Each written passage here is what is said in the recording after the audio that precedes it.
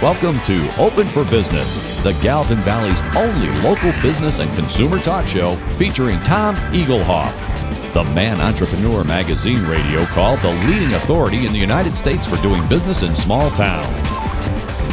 Here he is, speaker, author, small business consultant, and Mrs. Egelhoff's favorite son, Tom Egelhoff. All right, welcome everyone. Open for Business. We air every Saturday live from 11 a.m. to 2 p.m. Mountain Time on AM 1450 KMMS in Bozeman, 1340 KPRK in Livingston, Montana. If you'd like to be a part of the big broadcast, go to kmmsam.com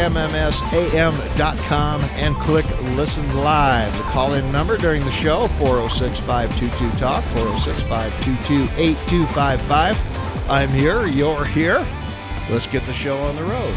Today's podcast, I want to share my 25 favorite low-cost advertising tips. And if there's one mistake I guess small businesses make more often than any other that I see, it's whatever's left over we'll use for advertising. They don't seem to grasp the importance of advertising on a consistent and regular basis. So what I want to talk to you about today is 25 of my favorite low-cost ways that you can kind of get your name out there and bring some customers in your front door. Marketing and advertising is an investment. It cannot be an expense. I know it sure seems like an expense when you're writing a check to the Chronicle or the Enterprise or whoever you're writing the check to, but advertising has to produce more than it costs. Otherwise, it's you're doing it wrong, or you shouldn't be doing it, or you're doing it in the wrong place. So advertising is an investment. It must pay for itself. So without enough money put aside for advertising, your sales can go down and you suddenly have less and less for promotions and things like that. So you need to budget some of your income into your advertising promotions and wherever you put your advertising. So when do you advertise the most? Well, for most businesses, it's the first day of business. Didn't you have a grand opening, balloons, flyers, ads, on-site radio stations, maybe contests, prizes. Did the income from sales pay for that? No, it didn't. You advertise most when you need business, and you advertise more when you don't. So excellent way to look at it from the cost of your advertising. Now, an average cost of advertising usually is about 1 to 5% of your gross sales. That can vary, of course, according to location, advertising rates, industry, whatever. Obviously, car dealers advertise a lot more than funeral homes, so keep that in mind as you go along. Before we get to the 25 tips, let's look at some basic strategies of successful advertising, because in order to be successful, your advertising must provide a consumer benefit or solve a problem. And the consumer must want that benefit or solution, and the product or service you are offering must be tied directly to that benefit or solution, and the benefit or solution must be distinctly communicated through whatever type of advertising you're using. So in other words, be clear, forget the advertising glitz, and make sure the message isn't lost in the ad. So let's talk about the small budget advertiser, the small town business owner, doesn't have the deep pockets to develop big advertising campaigns. Most of you can't afford marketing agencies or advertising agencies, so sometimes you kind of need to break the rules to be noticed.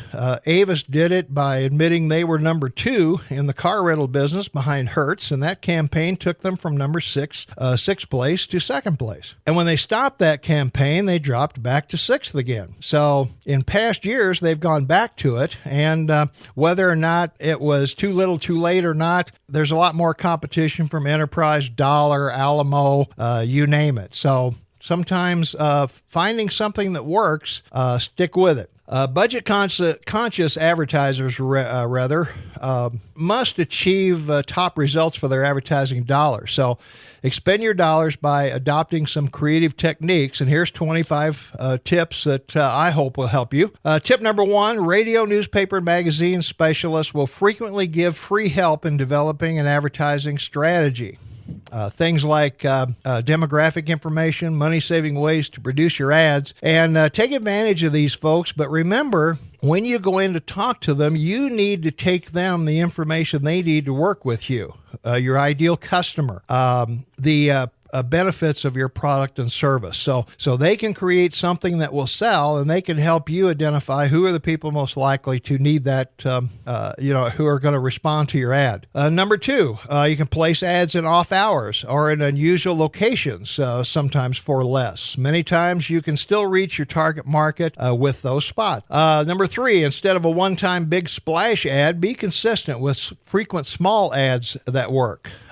We did this when I worked for a company in San Diego. We would place little 1-inch ads about our business all through the newspaper rather than running one big ad and trying to pick where it should be. Tip number four, monthly magazines sometimes have unsold ad space at the end of the month, and sometimes they will sell those at a discount. Now, salespeople are going to be a little reluctant to talk to you about that, but if you advertise regularly in magazines and you haven't for a while, this might be a way for you to get back into advertising at a lower cost. 800 numbers aren't what they once were because everybody has free long distance these days. But if you have an 800 number, put it in every ad for immediate response and feedback. Also, your website. You don't need the www. Just put your xyz.com in there. Get them to your website. Tip number 6. Try advertising consistently in the classifieds. These ads may draw more customers than more expensive display ads. And another thing about the classifieds, this is a great place to find out what your competition is doing. Look for help wanted ads. If your competition, they may not put their name in there, but sometimes the description of the people they're looking for is very obvious. So look to the classifieds from time to time. Who's looking for what? Who's hiring? Where is the business being done? We found out that Steak and Shake was going into Bennigan's because of a Steak and Shake ad advertising for employees in the Bozeman Chronicle. Tip number 7, can you barter for the cost of ad production? Maybe the newspaper or the TV station needs painting in exchange for an ad about your paint store or your paint business. Tip number 8, piggyback advertising. Those are the ads you receive with your credit card bill. And is there someone in town that sends out a lot of bills, like a bank or mortgage companies or people that collect rent or things like that? Can you put a small flyer in with their bills and split the postage or pay the postage or just pay a small fee of some kind? So check with people who do a lot of mailing in your town. Check your direct mail. Who is mailing to you? Might be realtors, might be anybody like that. See if you can maybe put some of your information in with their mailer. Tip number 9, split advertising costs with the people who sell to you. Vendors and manufacturers are always looking for exposure, so sometimes they will give you a little break if you let people know you carry their products and have the vendor pick up part of the advertising costs. Tip number 10, are there upfront advertising discounts for cash? So if you pay in advance for your ad, many times you'll get a break for buying a quarter, 6 months at a time, depending on what your marketing budget is. If you commit for a contract for a length of time, or if you pay cash upfront, you might get a deal. Tip number 11, consider advertising in regional issues of national magazines. The costs are lower, and you can still reach your target market. These things stay around for a while. Time, Newsweek, U.S. News and World Report, those could stay in local doctors' offices for years. Tip number 12, share ad costs with neighboring businesses.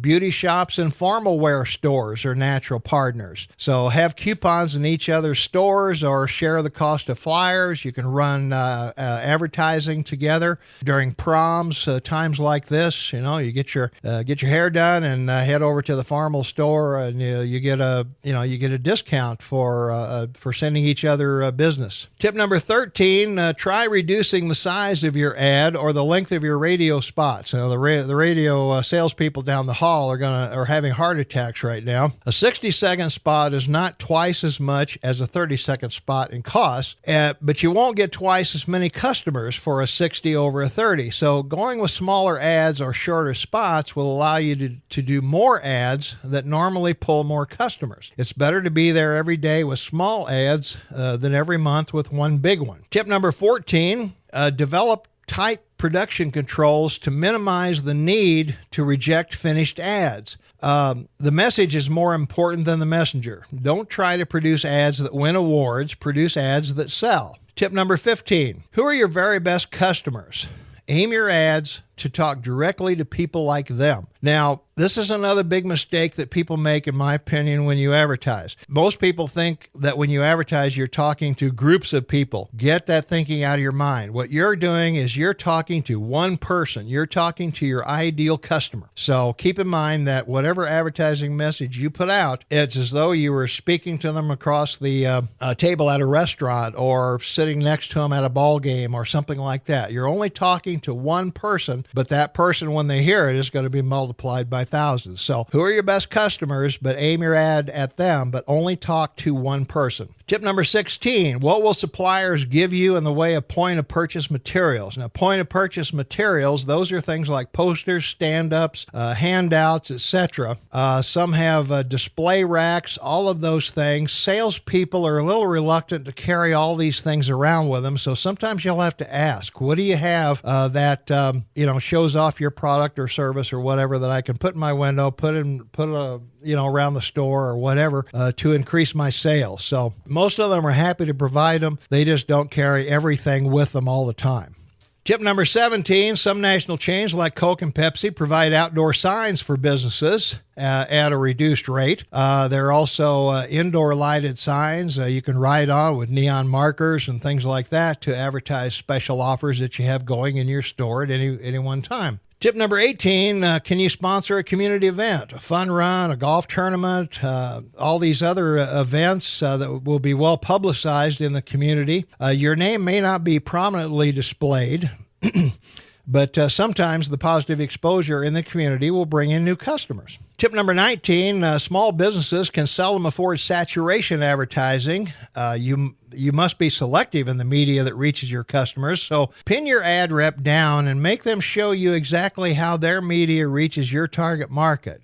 Make them show you the demographics of a certain time or show or whatever that reaches certain people. This show is the most listened to show in the 35 to 64 age group, men and women across the board by far of any of the 16 stations. Number 20.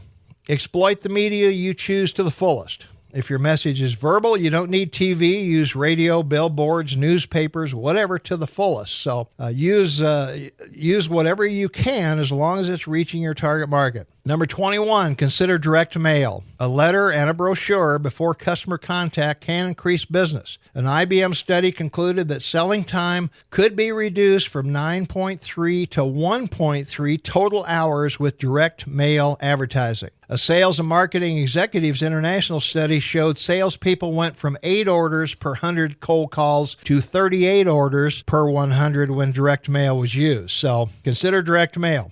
Number 22, try an editorial-style ad. These are ads that look like actual stories in the newspaper. They'll have advertisement at the top of the article in small letters, but develop a good headline, and 50% more people will read the article than would read an ad of the same size. Number 23, you can't match larger competitors dollar for dollar, but you can use unusual approaches. Color, music, slogans, humor, or the media selection to win market away from the big guys. The other thing to think about is you can't match them dollar for dollar every week or day in and day out, but you can match them dollar for dollar maybe on a 4-hour sale on a weekend or something like that. So you can run bigger ads just as big as theirs, just not as often. Tip number 24, due to the high cost of conventional advertising on radio, TV, newspapers, many cost-conscious businesses have been forced to look for lower-cost methods. So can you advertise on park benches, on taxis, balloons, blimps,